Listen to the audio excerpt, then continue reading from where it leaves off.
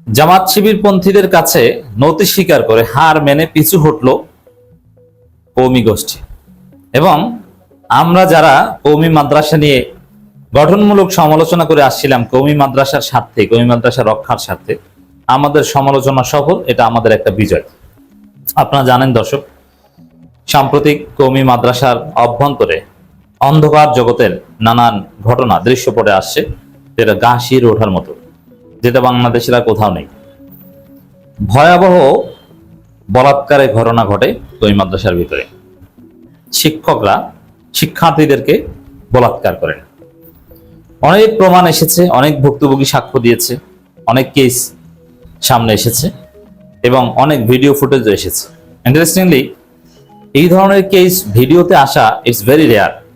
মনে করেন একটা ভিডিও যদি কোনোভাবে সামনে আসে বলাৎকারের কওমি মাদ্রাসায়, বুঝবেন যে ঘটনা ঘটে 1,00,000। কারণ এগুলো ভিডিও যাতে না হয় বা ক্যামেরা, এগুলো সব এড়িয়েই এগুলো করা হয়। তারপরে যদি কোনোভাবে ভিডিওতে আসা হয়, ইটস ভেরি রেয়ার। এবং এই ধরনের ঘটনা প্রচুর ঘটে।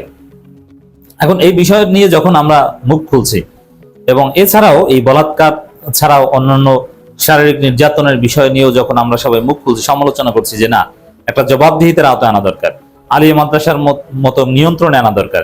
নিয়ন্ত্রণে আনা দরকার ইন দি সেন্স যে আপনার প্রতিষ্ঠানের জবাবদিহিতা না থাকলে এই বলাৎকার কিংবা এই শিশু শিক্ষার্থীদের উপর ভয়াবহ নির্যাতন এগুলো কমবে না। আর নিজেদের বিচার নিজেরা করতে পারে না, এখানে থার্ড পার্টি বা সরকারের প্রতিনিধি লাগবে। যেমন বিশ্ববিদ্যালয় মঞ্জুরি কমিশন স্বায়ত্তশাসিত, যেমন মাদ্রাসা বোর্ড সরকারি, তো এখানে আরো বেশি স্বাধীনতা নিয়ে এরকম একটা নিয়ন্ত্রণ আনা দরকার, যাতে একটা জবাবদিহিতার পরিবেশ তৈরি হয় এবং মেইন স্ট্রিমিং হয় তারা, এবং আমাদের মূলধারার সমাজের একটা অ্যাক্সেস সেখানে থাকে, সেখানে সাংবাদিকরা যেতে পারে, তদন্ত করতে পারে। কিন্তু এরকম একদম বিচ্ছিন্ন অন্ধকার দ্বীপের মধ্যে থাকলে এই অন্ধকার জগতের মূলোৎপাটন হবে না এবং এই বলাৎকারের সমাধান হবে না। এটা কিন্তু কওমি মাদ্রাসার ভালোর জন্য আমরা এই সমালোচনা করেছি, কওমি মাদ্রাসা ধ্বংসের জন্য না। কারণ সারা পৃথিবীতে এলেমের যে ঐতিহাসিক জায়গাগুলো, এগুলো ধ্বংস হয়ে গেছে। যেমন বোখারা, সমরকান্দ কিংবা কুফা, এইসব জায়গায় এখন আর এলেম চর্চা হয় না। এলেম চর্চা, ভালো এলেম চর্চা হয় বাংলাদেশের কওমি মাদ্রাসায়, ভারত পাকিস্তান কওমি মাদ্রাসায়।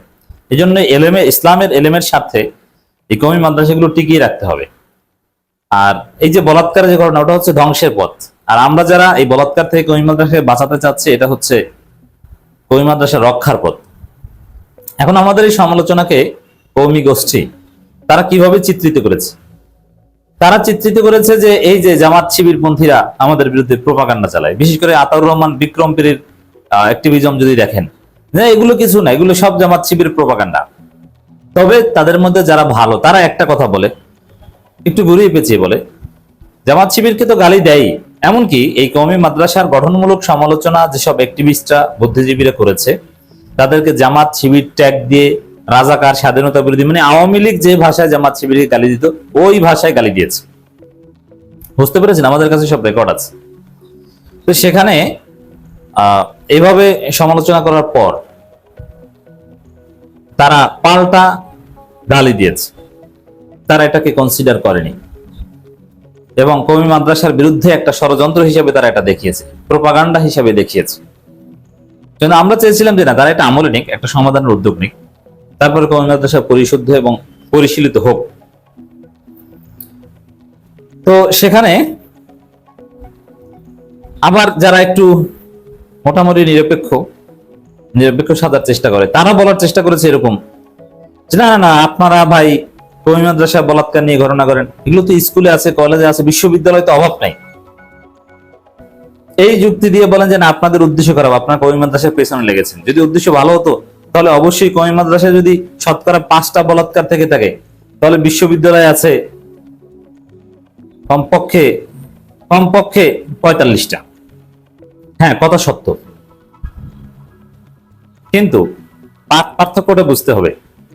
আমরা কেন কওমিটা নিয়ে সিরিয়াস, বিশ্ববিদ্যালয়টা নিয়ে সিরিয়াস না, এই মৌলিক পার্থক্য বোঝার মতো জ্ঞান তাদের আছে কিনা সন্দেহ আছে। কওমি মাদ্রাসা যেটা হয়, এটা হচ্ছে বলাৎকার। বলাৎকার হচ্ছে এক প্রকার ধর্ষণ, জোরপূর্বক সেক্সুয়ালিটি। শিক্ষকরা বা সিনিয়ররা জুনিয়রদেরকে জোরপূর্বক এই কাজটা করে, যার শাস্তি হচ্ছে আগুনে পুড়িয়ে হত্যা করা। আর বিশ্ববিদ্যালয়ে যেটা ঘটে সেটা বলাৎকার না। বিশ্ববিদ্যালয়ে বলাৎকার ঘটে যেরকম, একটা এক্সাম্পল, একটা কেস, একটা অভিযোগ দেখান তো, পারবেন না। বিশ্ববিদ্যালয়গুলোতে কোনো স্কুল বা আধুনিক শিক্ষা প্রতিষ্ঠানে, এমনকি ইউরোপ, আমেরিকা, নেদারল্যান্ডসে তো এইসব হোমোসেক্সুয়ালিটি সবচেয়ে বেশি ইউরোপের মধ্যে। নেদারল্যান্ডসে আলাদা একটা এলাকাই আছে হোমোসেক্সুয়ালিটির জন্য। সেখানে তাদের এই তাদের যে রংধনু, 7 রং, এই পতাকা ঘরে ঘরে উড়ে, এবং ইসরায়েল থেকে সারা পৃথিবী থেকে মাঝে মাঝে ওখানে তাদের ফাংশনে আসে। এবং পৃথিবী ইউরোপের অনেক দেশে এই হোমোসেক্সুয়ালিটি বৈধ, সেম সেক্স ম্যারেজ বৈধ। কিন্তু দেখবেন যে সেসব জায়গায় বলাৎকারের অভিযোগ না, ওটা হচ্ছে উভয়ের সম্মতির ভিত্তিতে এই কাজটা করে। অবশ্যই উভয়ের সম্মতির ভিত্তিতেও যে হোমোসেক্সুয়ালিটি, এটার শাস্তিও আগুনে পুড়িয়ে হত্যা করা এবং পৃথিবীর জঘন্যতম নিকৃষ্টতম কাজের মধ্যে একটা, এবং আল্লাহর গজব লানত পরে এরকম একটা কাজ। বিশ্ববিদ্যালয়গুলোতে এরকম কেস আছে যে হোমোসেক্সুয়ালিটি আছে। এটা ঢাকা বিশ্ববিদ্যালয় থেকে শুরু করে প্রাইভেট বিশ্ববিদ্যালয়, ইডেন কলেজ, বিভিন্ন বিশ্ববিদ্যালয় কলেজে আপনি এরকম অভিযোগ পাবেন। সংখ্যাটা যে মারাত্মক আমি তা বলবো না, তবে যতটুকু আছে ততটুকু হোমোসেক্সুয়ালিটির অভিযোগ, নট বলাৎকারের অভিযোগ। জোরপূর্বক ধর্ষণ নাই। কোন বিশ্ববিদ্যালয়ের শিক্ষার্থীকে দেখেছেন তিনি অভিযোগ করেছেন যে না, আমাকে জোর করে এই কাজটা করেছে আমার শিক্ষক বা কেউ? কিন্তু কওমি মাদ্রাসার কেসটা কিন্তু এরকম, জোর করে শিক্ষকরা শিক্ষার্থীদের এটা করে। অতএব এই দুইটা তো এক না। এখন বিশ্ববিদ্যালয়গুলোতে যা পড়ে এটা পাপ, ভয়াবহ পাপ, কিন্তু প্রচলিত আইনে এটা অপরাধ না। যদিও বাংলাদেশে অনুমোদিত না, তারপরও দুইজনের সম্মতির ভিত্তিতে কোনো একটা কাজ করলে তাকে পুলিশ ধরবে বলে আমি মনে করি না, কিন্তু জোর করে করলে অবশ্যই ধরবে। এই জন্য দুইটি অপরাধ, কিন্তু কওমি মাদ্রাসাটা হচ্ছে স্পেশাল অপরাধ। এটা নিয়ে কথা বলা যায়, আর ওইটা নিয়ে নৈতিক ওয়াজ করা যায়। এইটা পুলিশে ধরার বিষয়, যারা বলাৎকার করে তাদেরকে সরাসরি পুলিশে ধরে আইনের আওতায় আনতে হবে। আর যারা হোমোসেক্সুয়ালিটির সাথে জড়িত বিশ্ববিদ্যালয় লেভেলে, তাদেরকে নসিহত করতে হবে যে ভাই এটা করা যাবে না। তাদেরকে তো আপনি চাইলেই পুলিশে দিতে পারবেন না, কারণ তারা তো এখানে প্রকাশ্যে কোনো ক্রাইম করছে না। তো দর্শক, এখন আমাদেরকে কওমি মাদ্রাসা বিদ্বেষী, কওমি মাদ্রাসা বিদ্বেষী প্রোপাগান্ডা এগুলো বলে আখ্যায়িত করেছিলেন। কিন্তু দিন শেষে তো আমরা দেখলাম যে অভিযোগ যাচাই, এই যে বলাৎকারের অভিযোগ যাচাইয়ে কওমি মাদ্রাসা পর্যবেক্ষণ সেল গঠন ও হটলাইন চালু।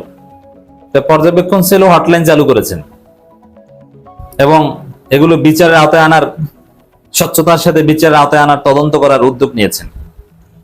তাহলে কি আমাদের সমালোচনার কাছে আপনারা নতি স্বীকার করেছেন? সমালোচনাটা গ্রহণ করেছেন, কিন্তু একটু ঘুরিয়ে পেঁচিয়ে গ্রহণ করেছেন।